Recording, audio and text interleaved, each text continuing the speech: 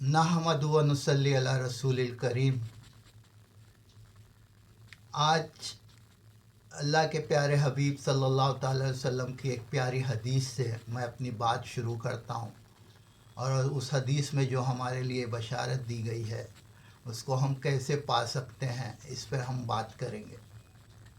ابو سعید خدری رضی اللہ تعالیٰ عنہ کہتے ہیں کہ اللہ کے رسول صلی اللہ تعالیٰ علیہ وسلم نے فرمایا، جو شخص کہے رضیت باللہ ربا و بالاسلام دینا و بمحمد ربی و رسولہ، یعنی میں اللہ کے رب ہونے پر، دین اسلام ہونے پر، اور جو ہے محمد مصطفیٰ صلی اللہ علیہ وسلم کے رسول ہونے پر راضی ہوں، تو اس کے لیے جنت واجب ہو گئی۔ سنن ابی داؤد کی یہ حدیث ہے۔ اب ہم بات کرتے ہیں کہ اس حدیث میں جو ہمارے لیے راضی ہونے کی بات کہی گئی ہے، راضی ہونے سے مراد میں وہ بات کو مانتا ہوں اور بات سے میں خوش ہوں، تو اس پر ہم جو ہے بات کریں گے۔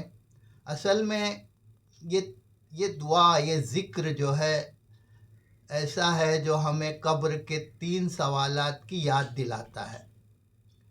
جیسا کہ ہم نے سنا ہے کہ پہلا سوال ہوگا تمہارا رب کون ہے، تیرا دین کیا ہے، اور محمد مصطفیٰ صلی اللہ علیہ وسلم کے بارے میں تو کیا کہتا ہے۔ تو ہم بار بار اس ذکر کا، اس دعا کو ہم کہتے رہیں گے، روزانہ اپنے معمول میں شامل کریں گے، تو انشاءاللہ ہم قبر کے سوالات کے جوابات دینے کے قابل ہو جائے گے۔ اللہ اس وقت جو ہے ہماری زبان سے ان جوابات کو جاری کر دے گا۔ تو اب ہم اس حدیث میں 3 باتیں ہیں، 3 باتوں پر ہم کو خوش ہونا ہے، ہم کو راضی ہونا ہے۔ تو نمبر 1، رضیت باللہ ربا، یعنی میں اللہ کے رب ہونے پر راضی ہوں۔ اب اللہ جو ہے ہمارا رب ہے۔ رب کے معنی میں ہم شاید ایسے ہی لیتے ہیں کہ پالنے والا، وہ تو صحیح ہے، لیکن اب پالنے کے ساتھ اللہ جو ہے وہ رب ہے، تو وہ ہمارا مالک بھی ہے، اور ہمارا سید ہے وہ، اور ہمارا منعم ہے وہ، ہمارا مربی ہے، اور ہمارا قیم ہے۔ مالک یعنی جو وہ کرے گا پورے اختیار اسی کے پاس ہے۔ ہم جو ہے جیسے اگر سمجھو ہم یہاں کوئی چیز کے مالک ہے، لیکن ہمارے پاس اس کے پورے اختیارات نہیں ہوتے ہیں۔ جیسے سمجھو ہم کسی کار کے مالک ہے، تو اب کار جو ہے اس کے ہم پوری طور پہ مالک نہیں ہیں۔ جیسے اس کو ہم بنانا بھی نہیں جانتے ہیں، اچھا اس کو لے کر ہم سڑک پر نکلیں گے تو ہم اپنی مرضی سے وہ کار کو جیسا چاہے چلا بھی نہیں سکتے ہیں۔ لیکن اللہ جو ہے وہ مالک کل ہے، جو بھی اس نے چیزیں بنائی ہے وہ اس کے قبضے میں ہے، وہ اس کی ملکیت میں ہے، وہ اسی کی ہے، اور پورا اختیار اس کو اس میں ہے۔ اللہ ہمارا سید ہے، سید یعنی ہمارا سربراہ، ہمارا آقا۔ اب بعض دفعہ جو ہے انسان بھی کسی کا سید ہو سکتا ہے، جیسے جج جو ہے اپنے کورٹ میں ایک سید ہوتا ہے، لیکن وہ صرف اس کورٹ کی حد تک سید ہوتا ہے، اس کورٹ کی حد تک سربراہ ہوتا ہے، اس کے باہر کی زندگی میں کسی کا اس کا کوئی عمل دخل نہیں ہوتا۔ لیکن اللہ ایسا سید ہے جو ہمارے ہر پہلو، ہر زندگی کے پل پل میں ہمارا وہ سربراہ ہے، اسی کے ماتحت جو ہے، اسی کے فرمان کے مطابق ہم کو جو ہے کام کرنا ہے۔ پھر منعم ہے وہ، منعم یعنی انعام دینے والا۔ اب جیسے ہم کہیں ملازمت کرتے ہیں تو وہ ہم کو تنخواہ دیتا ہے.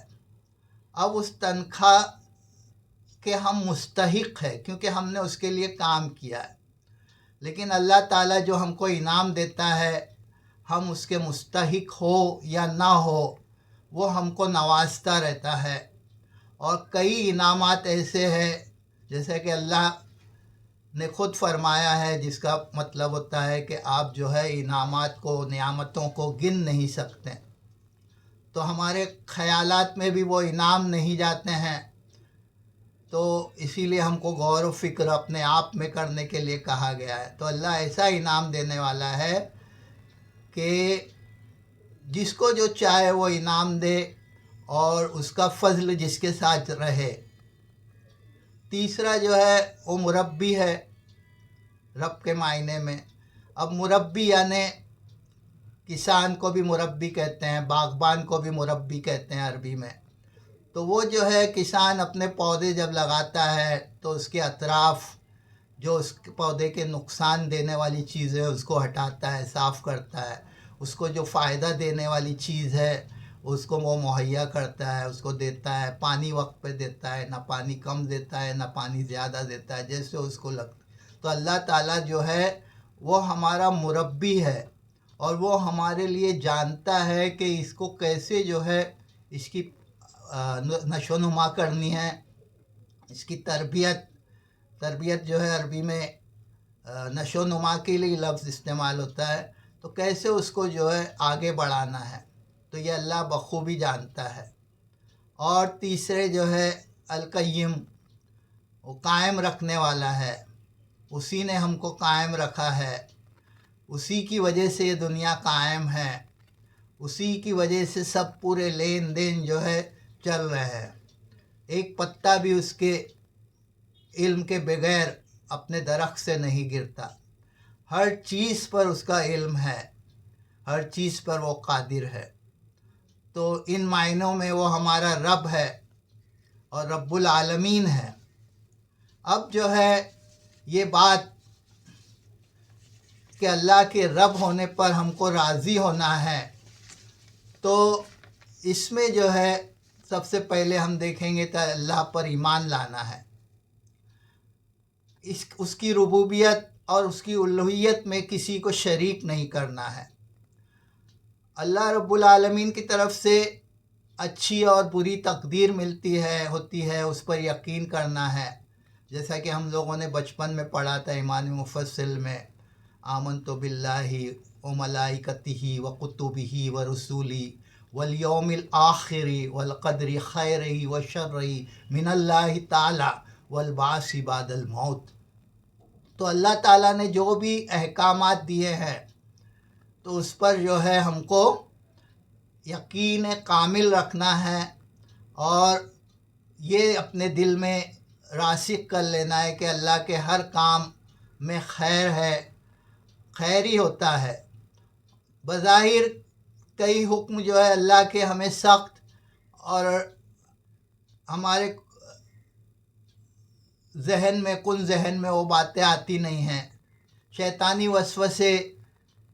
شیطانی جو ہے وسوسے ہمارے دلوں میں آتے ہیں.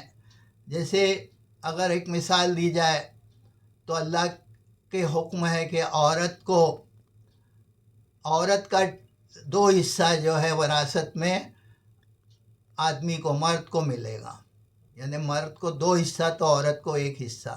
اب سننے میں ایسا لگتا ہے کہ یہ عورتوں کے ساتھ ناانصافی ہے، لیکن جب اس کی حقیقت ہم جانیں گے تو یہ بالکل عدل پر منصف ہے. کیونکہ سب سے بڑا عدل کرنے والا، سب سے بڑا انصاف، سب سے بڑا رحم کرنے والا وہ اللہ ہے. اسی حکم میں جو ہے ہماری خیر خواہی ہے. اب آج کے دور میں دیکھیں گے تو بہت سی عورتوں کو ایسا لگتا ہے کہ اب مرد ہی کیوں حاکم ہے ہمارا.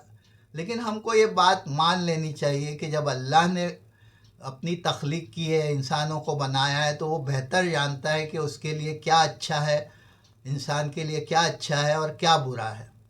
تو اس نے جو حکم دے دیا ہے اس پر ہم کو لاجک میں نہیں پڑھنا ہے کہ اس کا کیا مطلب ہوتا ہے اور کیسے یہ، اس کو نہ کرتے بس یہ خیال رکھنا ہے کہ یہ میرے اللہ کا، میرے رب کا حکم ہے، تو میں بس اس پر عمل کروں گا، اور اس پر کسی قسم کا رتی برابر بھی شک و شبہ نہیں کروں گا، بلکہ خوش دلی سے وہ کام انجام دوں گا جو اللہ نے جو ہے میرے لیے اپنے قرآن میں اپنے حبیب صلی اللہ علیہ وسلم کے ذریعے مجھ تک پہنچایا۔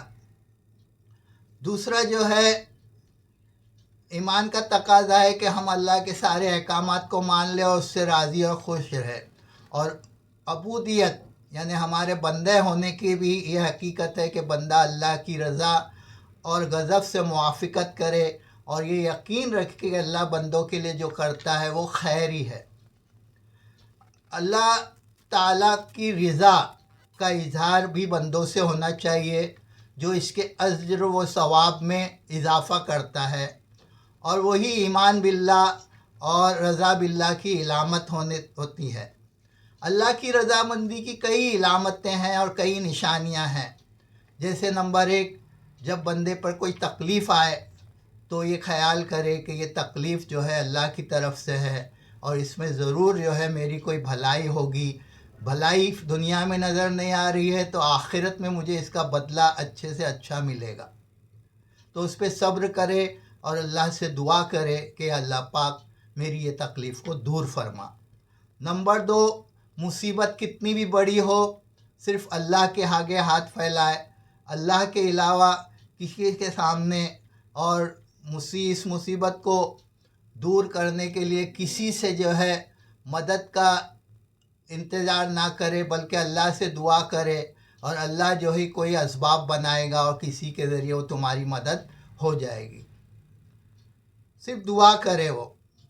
تیسرا جو ہے اللہ کے فضل اور احسان کو ہمیشہ اپنے دماغ میں رکھے، اپنے ذہن میں رکھے، اور ہر دم ان احسانات کا شکر بجا لائے، ہر وقت جو ہے شکر کرے کہ اللہ پاک تیرا شکر ہے، تو نے اتنا جسم دے، جیسا کہ ایک حدیث ہے نا، اس کا مفہوم مضمون ایسا ہے کہ جوانی کو جو ہے بڑھاپے سے پہلے غنیمت جانو، صحت کو بیماری سے پہلے غنیمت جانو، اور تنگ دستی کو، فراغت کو، امیری کو تنگ دستی سے پہلے غنیمت جانو، فرصت کو جو ہے بزی ہو جانے سے پہلے غنیمت جانو، اور زندگی کو موت سے پہلے غنیمت جانو۔ تو اللہ تعالیٰ نے بھلے سے ہمارے پہ اگر کوئی مصیبت ہے تو بھی زندہ ہے نا، ہم زندہ رہ کر اللہ کی عبادت کر کے، اللہ سے اپنے گناہوں پہ استغفار کر کے، اور اللہ سے جنت طلب کر کے اللہ کا قرب حاصل کر سکتے ہیں۔ اللہ کی محبت جو ہے وہ سب مخلوق میں سے زیادہ ہمارے دل میں ہونی چاہیے، اور اللہ سے جو محبت کرتے ہیں اللہ سے دعا کرنی چاہیے کہ اللہ پاک جو تجھ سے محبت کرتے ہیں ان کی بھی محبت ہمارے دلوں میں ڈال دے۔ تو اس طرح جو ہے اس بات کو اپنے دل میں جازم کر لے کہ اللہ بہت مغفرت کرنے والا ہے، وہ بڑے سے بڑا گناہ بھی معاف کر دے گا۔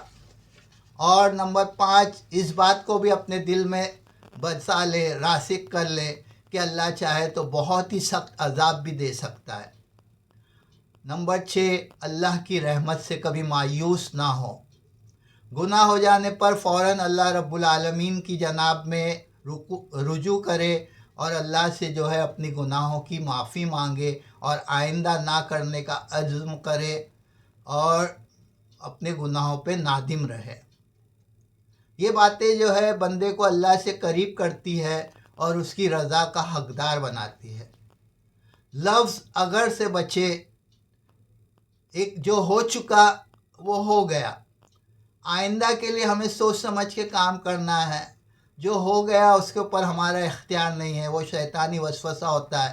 جیسے اگر میں مثال دوں تو بہت سے لوگ کہتے ہوئے پائے جاتے ہیں کہ اگر میں یہ گھر خرید لیتا، اگر یہ گھر میں نہ بیچتا، تو وہ ایسا نہیں ہے، وہ ایسا اللہ نے تقدیر میں لکھا تھا، تمہاری اس میں لکھا تھا، تو وہ ایسا ہوگا ہی۔ وہ گزر جانے والی چیز پر افسوس نہ کرے، اور ایسا یہ بات بول کے اب میں اگلی ویڈیو میں جو ہے رضا بالاسلام کے معنی اور رضا بالرسول صلی اللہ تعالی وسلم کے معنی پر ہم چرچا کریں گے. وما علینا الا البلاغ.